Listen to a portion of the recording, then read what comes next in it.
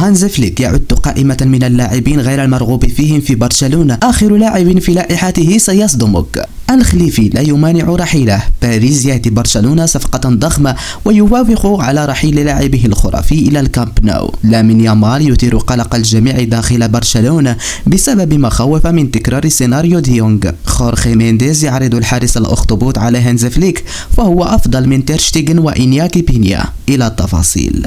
أعد هانز فليك قائمة طويلة من اللاعبين في برشلونة والذين يرغب في رحيلهم عن النادي في أقرب وقت ممكن مع التركيز على سوق الانتقالات في يناير. يعتقد المدرب الألماني أن هناك العديد من اللاعبين الذين لا يستطيعون تقديم الإضافة المطلوبة للفريق والذين فشلوا في إظهار مستوى مقنع في الفترة الأخيرة. هؤلاء اللاعبون يمكنهم إفساح المجال في غرفة الملابس لوجوه جديدة، كما أن رحيلهم سيساهم في تقليص فاتورة الأجور وتوفير بعض الدخل الذي يحتاجه النادي بشدة. ووفقا للمعلومات الواردة من صحيفة الناسيونال الإسبانية، فليك أطلع بالفعل خوان لابورتا وديكو على رغبته في رحيل عدد من اللاعبين ومن بينهم هيكتور فورت وإنسو فاتي. الأول الذي قدم أداء ضعيفا ضد لاس بالماس يبدو أنه محكوم عليه بمغادرة الفريق، حيث لا يتوقع له الحصول على دقائق لاعب في المستقبل القريب.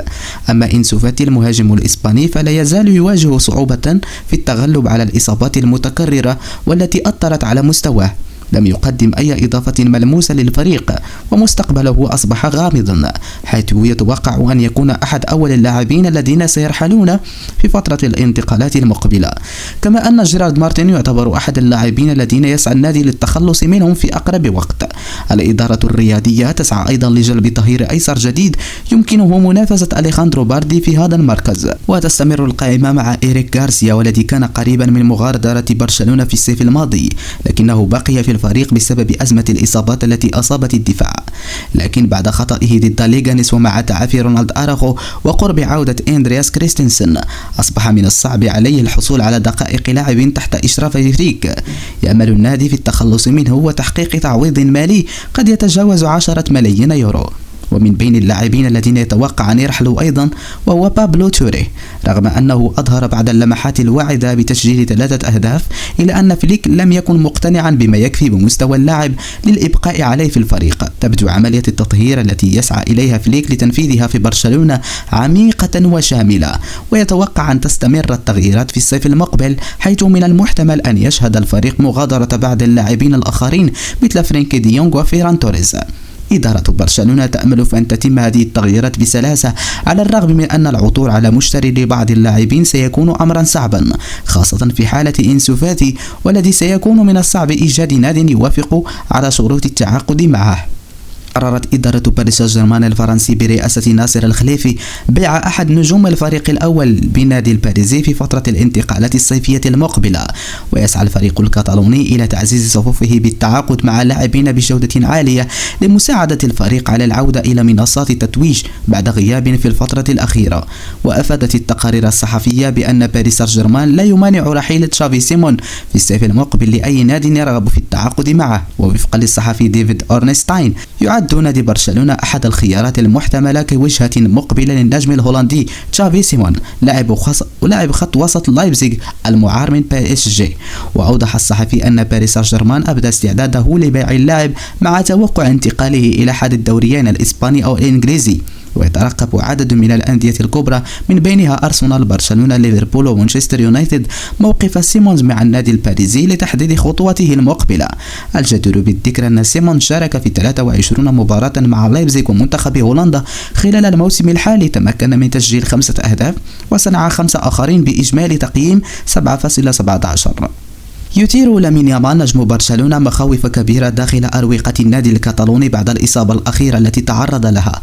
وتعرض لامين يامال يوم الأحد الماضي لإصابة في الرباط الداخلي للكاحل الأيمن خلال خسارة برشلونة أمام ليغاريسا. وبحسب التقرير الطبي الذي أصدره برشلونة، فمن المتوقع غياب صاحب 17 عاما لمدة تتراوح ما بين 3 إلى 4 أسابيع. وباتت هذه الإصابة الثانية التي تعرض لها يامال في الكاحل الأيمن هذا الموسم. بعدما أصيب بنفس المنطقة في نوفمبر تشرين الأول الماضي، مما أجبره على الغياب عن برشلونة في 3 مباريات. وفي تقرير نشرته صحيفة ماركا الإسبانية ذكرت أن انتكاسة لامين يامال تعيد إلى الذاكرة مصير فرانكي دي يونغ لاعب وسط برشلونة. وعانى لاعب الوسط الهولندي من إصابات مختلفة في الكاحل على مدار العام الماضي، مما منعه من اللعب بأفضل حالاته حتى الوقت الحالي، حيث أثرت عليه رياضيا وعقليا. وأضافت الصحيفة أن الرعب ينتاب الجميع داخل برشلونة بسبب الحالة الصحية للنجم الإسباني لامين يامال جناح الفريق الأول بالنادي الكتالوني. وقال الصحفي خوسي ألفاريز خلال تصريحات له في برنامج تشيرينغيتو: هناك قلق في برشلونة بسبب وضع لامين.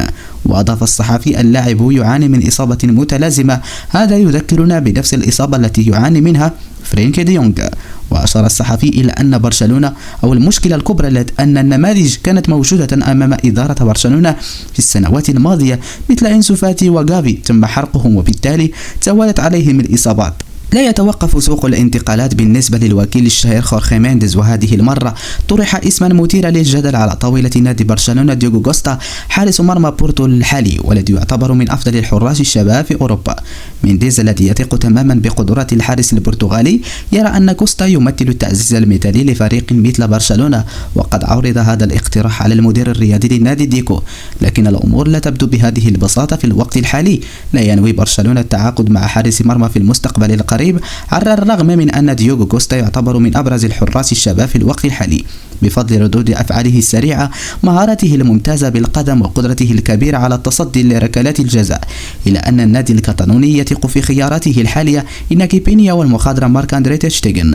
على الرغم من ذلك يرى خورخي مينديز أن ديوغو كوستا سيكون ترقية كبيرة لحراسة المرمى برشلونة. حارس بورتو البالغ من العمر 25 عاما لا يملك فقط خبرة في المسابقات الأوروبية، بل كان أيضا لاعبا أساسيا للمنتخب البرتغالي في لحظات حاسمة. إحصائياته مثيرة للإعجاب، فهو يتصدر الدوري البرتغالي بنسبة التصدي، بالإضافة إلى قدرته الكبيرة على بدء اللعب من المرمى، وهي ميزة مهمة لأسلوب برشلونة. لكن العائق الرئيسي أمام أي صفقة هو العامل المالي. ديوغو كوستا مرتبط بعقد مع بورتو حتى عام 2027 مع شرط جزائري قدره حوالي 75 مليون يورو. وبالنسبة لبرشلونة الذي لا يزال يعاني من قيود اللعب المالي النظيف، فإن هذا الرقم يمثل تحديا كبيرا في الوقت الحالي. على الرغم من أن عرض مينديز يبدو مغريا، إلا أن النادي الكتالوني لا يعتزم التسرع في اتخاذ القرار. ديغو قد أخذ العلم بالاقتراح، لكنه يدرك أن الأولوية في الوقت الراهن هي تعزيز المراكز الأكثر حاجة في الفريق. وفي هذه الأثناء سيواصل إناكي بينيا الحصول على الفرصة لإثبات نفسه كخيار الموثوق، وهناك ثقة تامة في عودة تير شتيغن لمستواه المعتاد. حاليا يبقى الباب مفتوحا أمام ديوغو كوستا للانضمام إلى برشلونة، لكن النادي لن يتخذ أي خطوة في المستقبل القريب. عرض خورخي مينديز لا يزال معلقا في الهواء في انتظار تغير الظروف.